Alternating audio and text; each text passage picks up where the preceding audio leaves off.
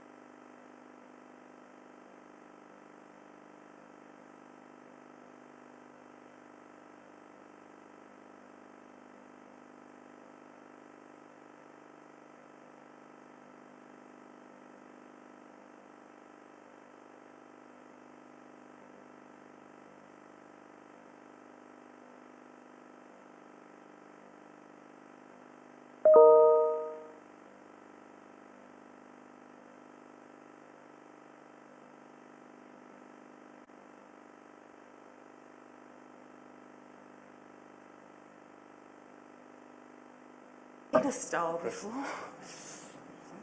It is lovely. Press the Okay. red.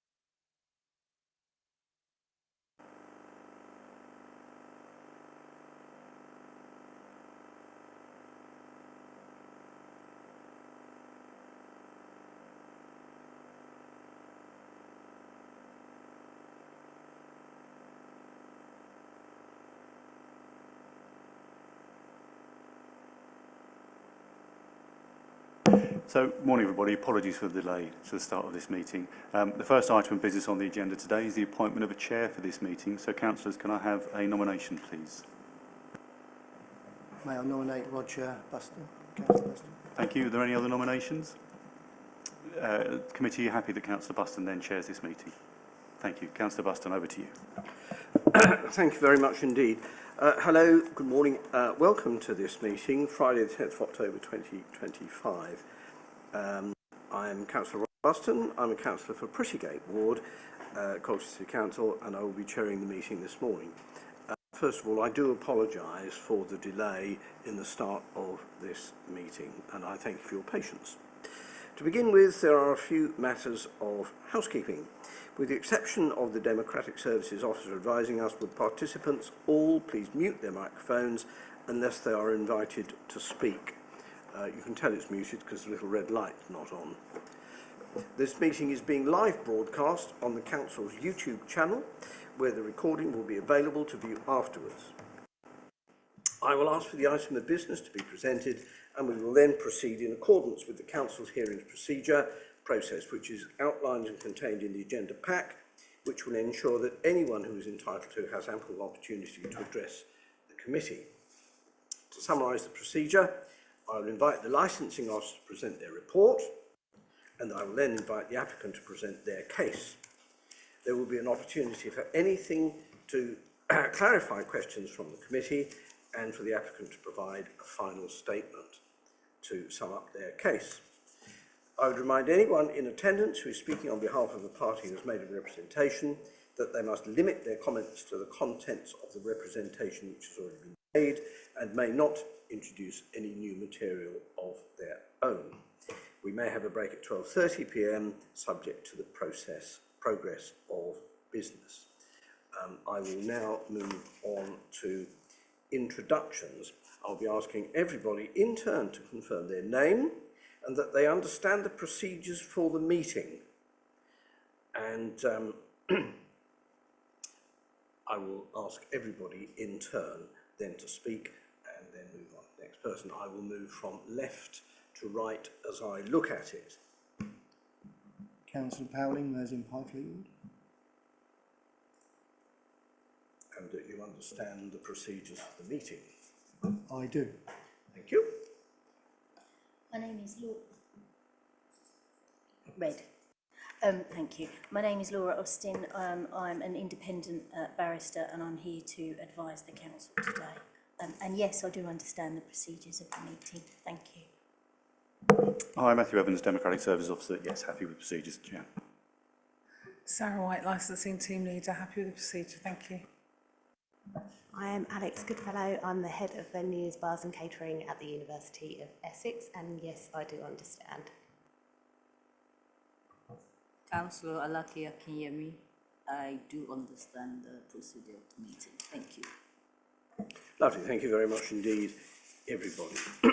Item 3, substitutions. Councillors will be asked to say if they're attending on behalf of a committee member who is absent. I don't think there are any. No, thank you. Item 4, declarations of interest. I'm inviting councillors here to declare any interests for any of the items that are on the agenda. Councillors must publicly announce their item number and whether or not their interest is disclosable, pecuniary, other pecuniary or non-pecuniary, and the nature of their interest. For the purpose of transparency, I am declaring a non-pecuniary interest. As a member of the university's chaplaincy team, my role is just to provide support to students and staff, spiritual or otherwise, nothing related to business. Thank you. And this has been made known to the committee and officers. Yes, thank you very much indeed. We have been made aware of that.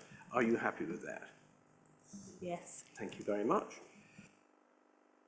Right, items 5 and 6 I'm going to put in a slightly different order, so we consider the minutes of the previous meeting first. This has nothing to do with the current application. I invite the subcommittee to confirm as a correct record the minutes of the meeting of the 24th of November 2024, which are in fact shown in your agenda. Can I call for a proposer for that? I propose for this to be Thank you. accepted. So, Thank you, and I will second that. That is fine. We now move on to the species of the matter, which is item 5, Licensing Act 2003, premises licence variation. And in this, going back to the procedure that I mentioned before, I invite the licensing officer to present the report. Thank you, Sarah. Thank you, Chairman. The application before the subcommittee this morning is the variation of a premises licence for Sub-Zero at the university. The variation, in addition to seeking an extension of an hour on weekdays, which has attracted the objection set out at Appendix 3, is also seeking a change in the licensed area, the removal of existing conditions on the Sub-Zero licence and the replacement of those new conditions set out in the report. These changes include the conditions relating to glass and the glass policy and door staff. The new conditions have been discussed and agreed with the police, and they are not objecting to this application. The hours referred to in relation to the glass policy on page 11, Chairman, are unfortunately incorrect. It should state 9 p.m. or 2100 hours. The correct condition is shown in the conditions at number 11, but just on that introductory report, it shouldn't say 2230, it should say 2100. I think that's it. Thank you, Chairman. Fine, thank you. Are you happy with that presentation? Lovely, thank you. Can I just draw the committee's attention to one item in the report, and that's at item 3. It's a representation made, and I just want to make sure that everybody's actually seen this, given that there is no presentation by the person that made the representation. We've not been given any reason to doubt its veracity, but the person is not here to be able to make it themselves. Can I confirm that we've all actually seen that representation? Have you seen the representation? Yes. You have. Lovely. Thank you very much indeed. Right, okay.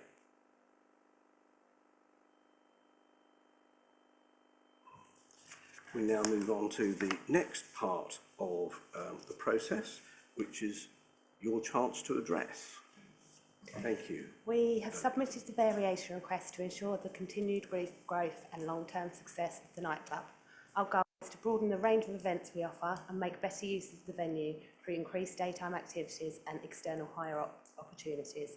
As part of this proposal, we are seeking removal of the daytime door staff requirement. Daytime events will be low risk in nature, such as corporate bookings, student societies and markets.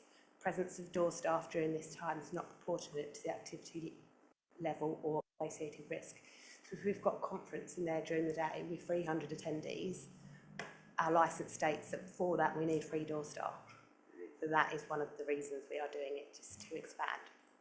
Permission to serve drinks and glassware during the day, which aligns with daytime trade practices and enhances the experience, particularly for seated and catered events. Once again, because of the licence, if we're to hold conferences in there, we can't serve in glass, we have to serve in plastics.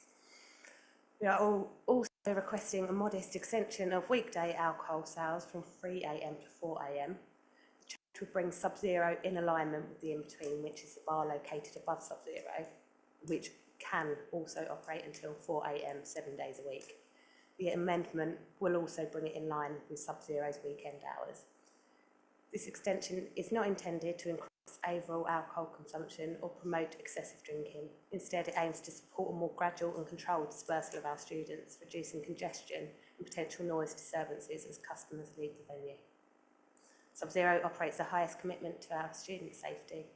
We have a dedicated on-site welfare team and a welfare team that are available during all operating hours, providing assistance ranging from general support to ensuring safe transport home via the Student Union shuttle bus service that we offer. All door staff are fully SIA qualified and work closely with the welfare team to identify and assist anyone who may require support. Both of the nightclub managers are SAIA accredited and hold first response emergency care level 3 medical qualifications. We have a 24-hour year-round campus security team which operates across the site, ensuring a coordinated response to any event.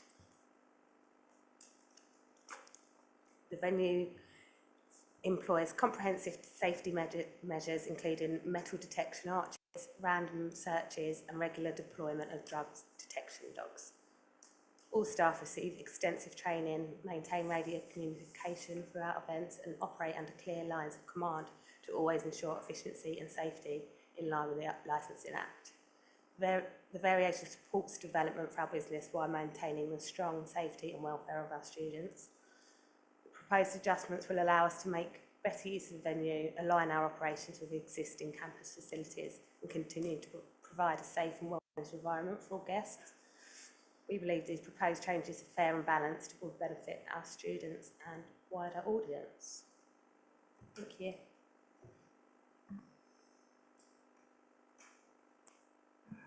Okay, members of the committee, do you have any points that you would like to put to Mrs. Goodfellow? Mrs. Goodfellow, Miss Goodfellow, Mrs. Goodfellow. The one I would like to ask is that the chair has already pointed out is representation. That says there is basically drugs are being sold there. And the fact if anything happens, the door staff are not allowed to do it. They have to get welfare.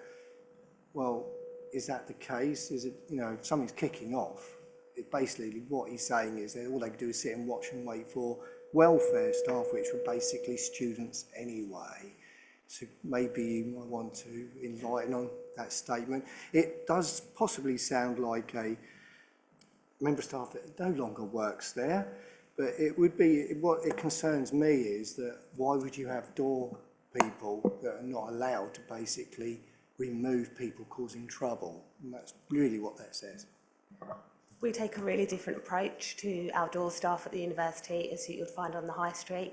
We're a lot more compassionate, they're more about the welfare rather than the kind of stereotypical door staff you may see on a high street that will kick students or members of their customers out.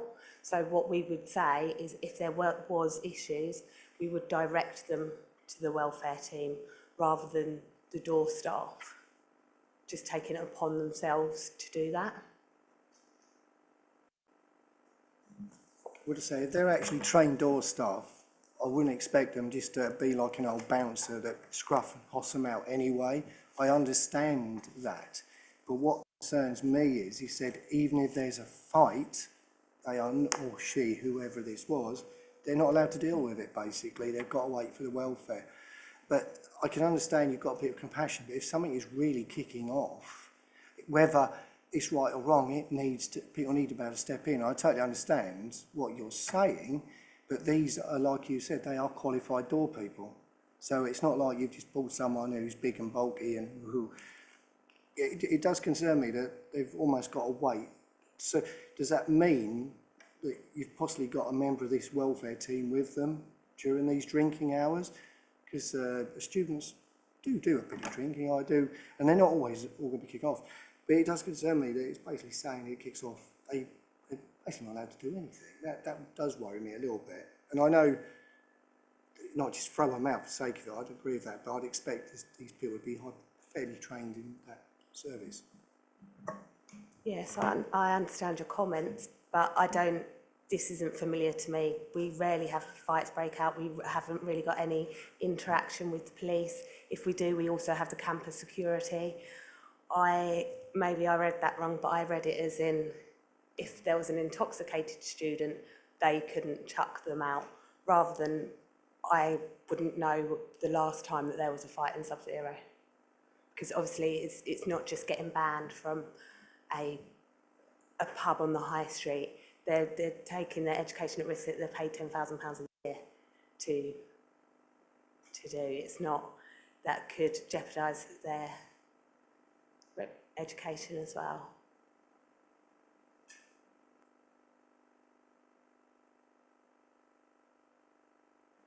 No. Well, yeah, I do. What it says, with the statement, is also drugs are being sold and fights start because of too much alcohol. And then that's, so I see what you're saying. What you're saying, it's leading up to which I'm sure it can.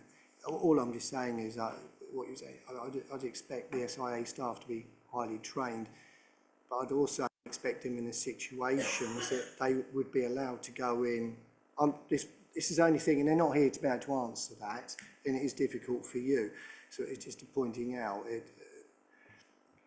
you know, it feels if something does kick off and there is a policy, which we're mostly not read, that says you cannot, you do have to wait for welfare.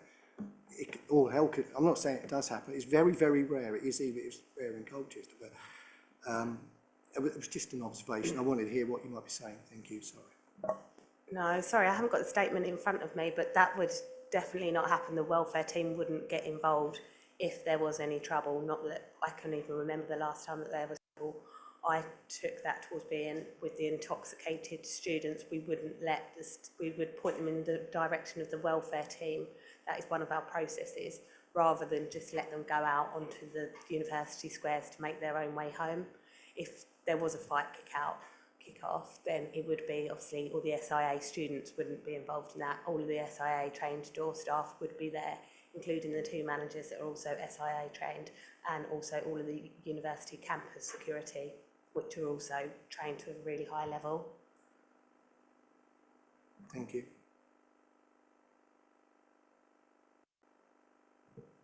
Thank you. Just a question, looking for clarification. For daytime events or opening hours, you do serve alcohol?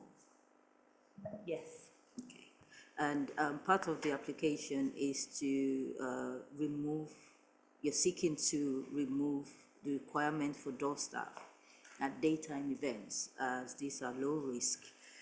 My question is around how you will then ensure that Challenge 25 is adequately followed, and would you have welfare team on site at that time?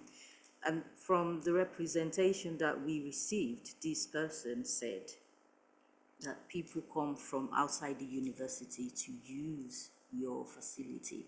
Is that true? That isn't always true. Sometimes we do open up to the public when we have local bands coming to play, then we will, but predominantly our students come first. So if we know it's going to be a sellout event and the capacity is going to be at 1,200 people, then the students always come first. And with the daytime events, we would always do Challenge 25 anyway, because all of the bar staff are fully trained to do that. The target audience for our daytime is university departmental conferences, things like that. So the university is starting a new programme to hire out lots of different spaces in the university, and we want to be able to put Sub-Zero into that catalogue as well, and be able to advertise it for daytime events or early evening events. Bingo, because obviously it's a huge space that isn't being utilised. Bingo at 5 or 6 o'clock wouldn't necessarily, bingo is a thing, which wouldn't necessarily sorry, I'm a bit thrown off my track, which wouldn't necessarily need the door staff for.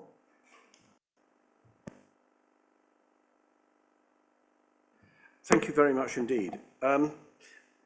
Just a few points really in clarification. I think most of the comments that have come from the committee so far have centred around the representation, which has pulled items out of the presentation that has been made and the items that are before us.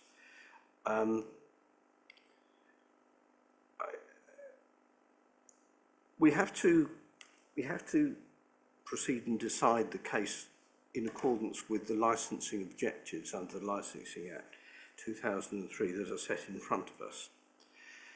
And we therefore need to demonstrate whether or not the application falls within the legislation as it permits. And there are a number of things therefore that we need to tease out. And the item that most gives us concern, as it appears to not support the licensing objectives is the representation that is made. And it might be a good idea for the purposes of the recording that I actually read it out, because it is actually quite concerning. Good morning. I'm concerned about the extension of the Sub-Zero licence. I work there as a door supervisor. All they do is binge drink all night. They become so intoxicated they cannot stand up. Also, people from outside the university go there to drink, then drive. Also, drugs are being sold, and fights start because of too much alcohol drunk. When I worked there, we were not allowed to get drunk, students out of the club, even when a fight started. We were told that the only people who could deal with these situations were the university welfare, which they only had 4 on at any one time, and they were only students themselves. So I do not think the extension should go ahead. I mention that simply because we need to measure the application made and the licence that the organisation has against those criteria. And that is the point. And that's the reason that my colleagues have raised these questions. So they are pretty serious items. I would have suggested that in the application you might have made it easier, or whoever was submitting it, say that our target audience is actually conferences, and we wish to promote that, which I think probably would fall more within the licensing objectives that the council has set, and thereby you'd have possibly made your task a little easier. And therefore you bringing it out in your evidence is a valuable thing to have done. And in that context, we can see a logicality in relation to your question concerning glasses and the like, because anybody going to a half-decent conference doesn't actually want to drink out of a plastic glass if they can avoid it. So that then becomes understandable. I've got a few points that came to me in addition to those that have been raised by my colleagues. You also mentioned that there's a club upstairs on the next level above. Do you also run that within your organisation? And is there a corollary between the door staff up there, the door staff down below? You say the opening hours are even longer than the ones of the place below. What communication is there between the security, if you like, between the two? And if somebody were, for example, to be thrown out of one, what would stop them going to the one upstairs, or if they were thrown out of upstairs, coming down to the one below? I didn't know there was one upstairs, so we were rather unsighted on that. So it would be useful to know what joined up policy you have in relation to these items to ensure that they run properly, so that when we go away and have to talk about this, we can actually say, well, actually it fits within the licensing objectives. So everything has to come back to these licensing objectives, which if we can see that they are satisfied, then we can proceed accordingly. But if we have a fear that they may not be, then we are not allowed to say that they do. So can you let us have a few comments about the coordination between the premises above and the premises below, which I presume you're just trying to tie together, is that correct? We've actually just separated them on the licence, and the in-between now has its own licence, which can serve alcohol till 4 AM. We don't particularly use it, just like we probably wouldn't use the Sub-Zero. We'd use it 1 hour to extend the licence per week, just for the dispersal of students. But the venue would also have door staff, just like Sub-Zero would.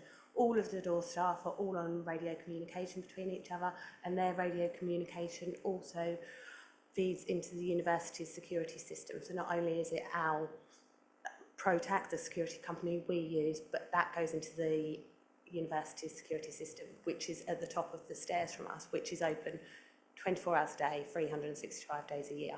So there is always security around that are always communicating with each other. Right. And the point that I'm driving at is you've asked to shed some security staff from these premises. If we had a problem, you could call on other security staff from other premises elsewhere within your setup that have not been shed. Would I be correct in that? You would be correct in that, but I would assume that we wouldn't need door staff for the events that we're asking for the door staff to start in the evening. Any events we have before that would be, like I said, low risk events, bingo, conferencing, roller skating. We'd like to do it in there. You know, the different events. They're not high energy dancing events where everybody's drinking a lot. They're low, more sociable events. We've got so many communities, so many societies at our universities, sports clubs that all want to get together and have a drink. It doesn't necessarily mean that it's a really high risk event, but currently we're having to pay £20 an hour for each member of door staff that we have to hold these events as well. So, all in all, if you shed some door staff from these premises, if that part of your application succeeds, then there would still be other door staff you could call on from elsewhere in the security system, is what I'm saying, if there was a problem. Yes. It Oh, wouldn't, yes. it wouldn't just be one man and his dog looking after the place Absolutely not. if you had a problem. Okay, I think that actually will give the committee a little bit of help in relation to that particular aspect of where you're coming from. And also the two managers that would always be on duty when Sub-Zero is open, they're both SIA trained as well. Okay, going on and taking my colleague's point in relation to what can the security staff can actually do, in the hopefully unlikely event that somebody really seriously kicked off and we're being a difficulty that could not be sorted out by friendly welfare staff, are the security staff then empowered to be able to, shall I say, deal with them? How would they be dealt with? Absolutely. The security staff would deal with it. And the security staff, you employ another company to do this? Yes, we do. Yes, Fine. we've got So- a really good relationship with them. We've been using them for a couple of years now. We can have up to 16 to 18 members on an evening that go between the venues. Thank you. That's very helpful. Again, that helps us because it suggests that the security staff are not the same as the welfare staff, who are students being nice to other students. And that's quite an important item for us to be able to get a handle to, going back again to the licensing objectives. And in asking these questions, I do appreciate that you don't run the place yourself hands-on, and you're not likely to be there till 3 or 4 o'clock in the morning every morning. And you're probably not likely to be playing bingo either, which seems to be a strange occupation in our highest seat of learning. But there we are, such is life. Okay, has the committee got any other points that they would like to bring up? No, I think you've actually asked a few more on that. It's mainly, my only concerns is the fact that the welfare staff do appear to be students, like you say. It might be wrong.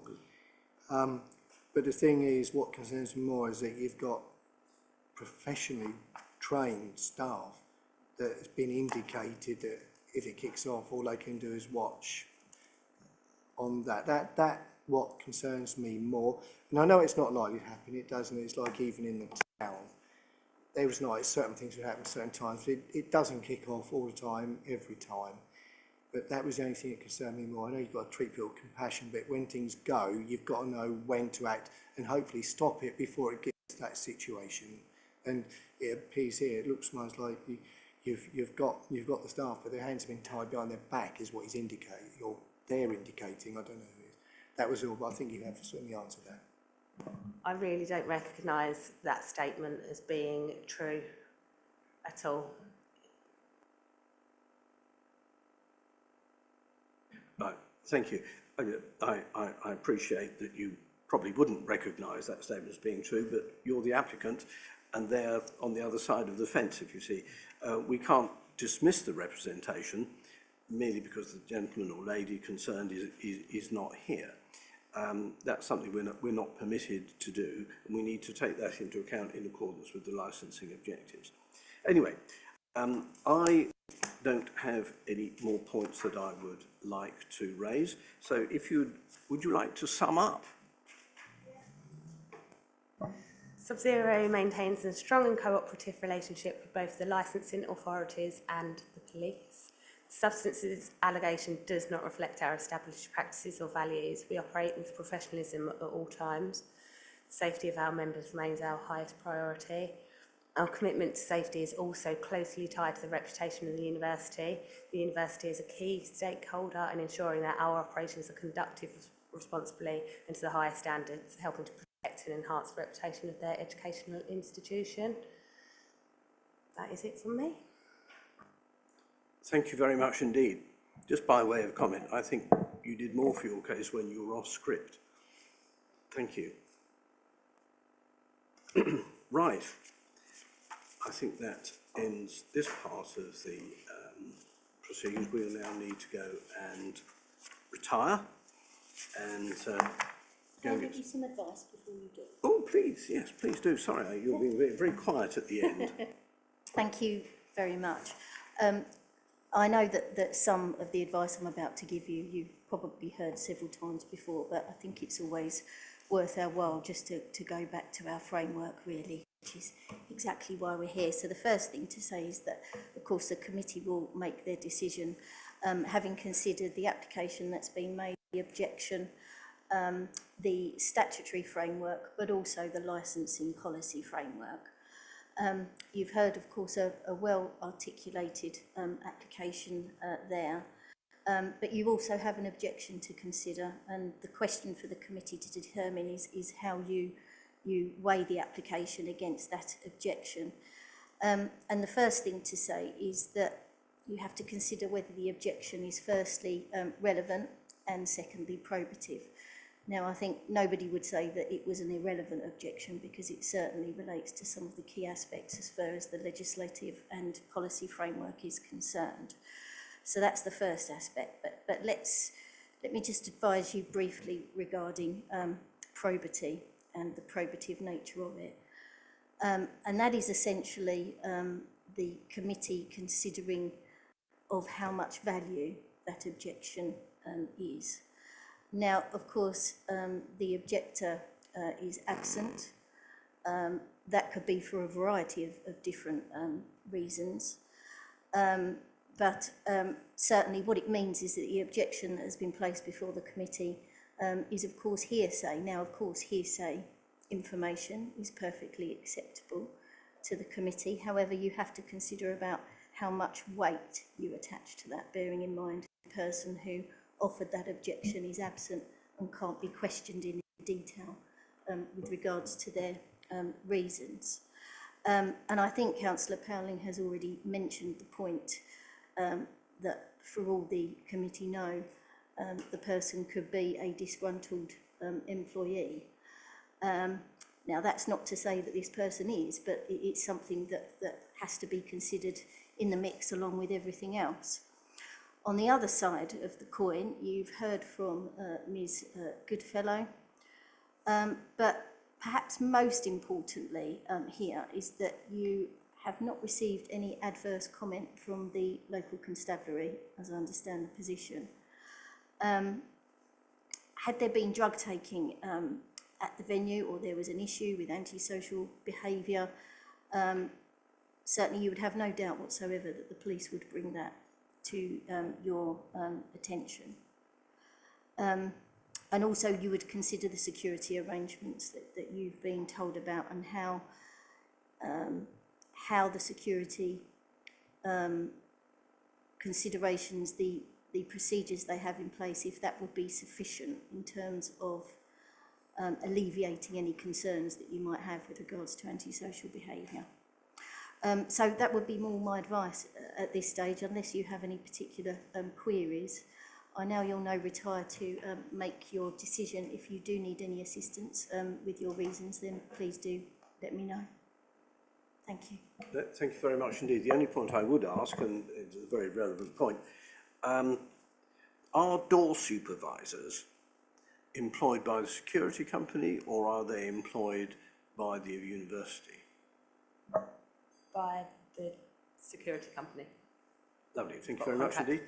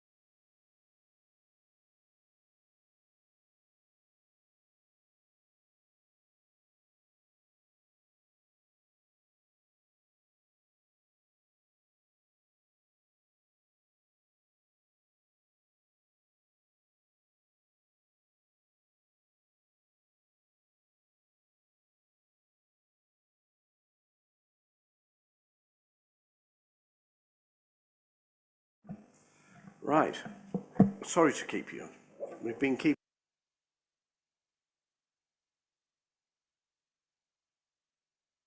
What's happened? Following careful deliberations, the Licensing Subcommittee has reached the decision to grant the application made by the Essex Students' Union in respect of premises known as Sub-Zero, Wivenhoe Park, Colchester, CO43SQ. In reaching its decision, the subcommittee carefully considered the information which had been placed before it as part of the application and by the applicant during the hearing, and additionally gave careful consideration to concerns which had been raised by a single interested party by way of representation. The subcommittee considered that the conditions which had been offered by the applicant were sufficient to support the licensing objectives. The subcommittee did note that no representation had been made by any responsible authority, including Essex Police. All parties to this hearing have the right to appeal this decision to the Magistrates' Court, and further information in relation to this right will be provided by the licensing officer.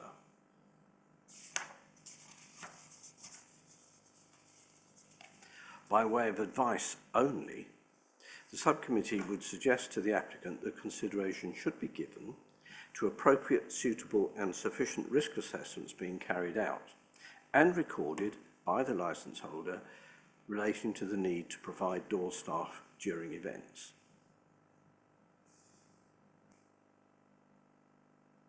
Thank you. Thank you. You're very welcome. These things will come to you from the licensing office. Just by way of passing comment, could I add that had you not given your off-piste presentation, which you did, you'd have had more difficulty.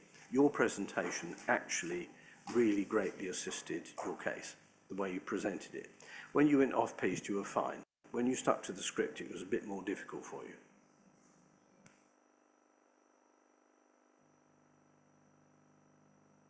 That's it. You can get on with your day now, unless you want to hang about for a bit longer and look round and ooh and up.